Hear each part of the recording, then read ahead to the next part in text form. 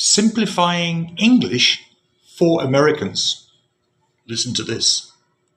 The thing about Americans that I've thought about the language is that they say they speak English, but they've had to change it to make them understand it more.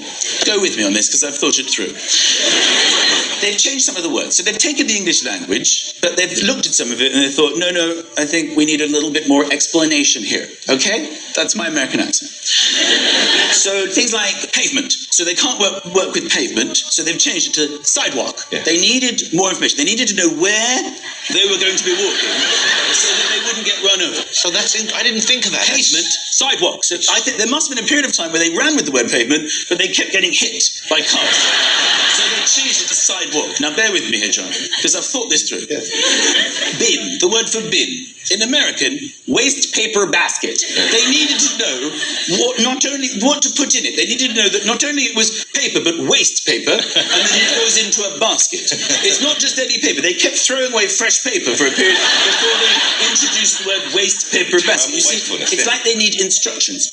Glasses for your eyes, they call them eyeglasses. They needed to know where to put them on their heads, because they used to have glasses and they would put them on their thighs and they would put them on their feet and they would say, I can't see any better with their glasses. And then somebody went, no, they're eyeglasses. Well, why didn't you call them eyeglasses?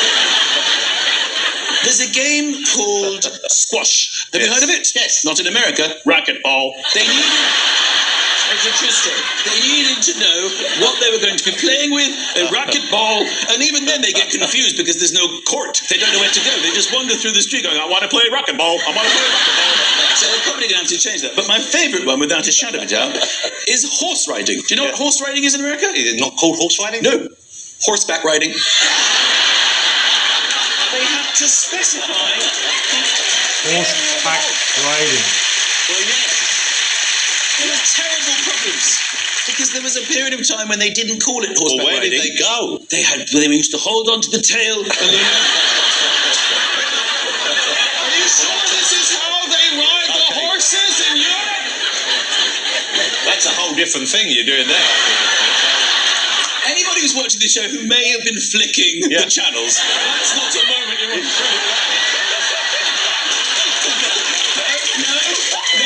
This was a story about American and descriptive words. So that was just a couple of things. How the Americans changed the English so they can understand it. See you guys.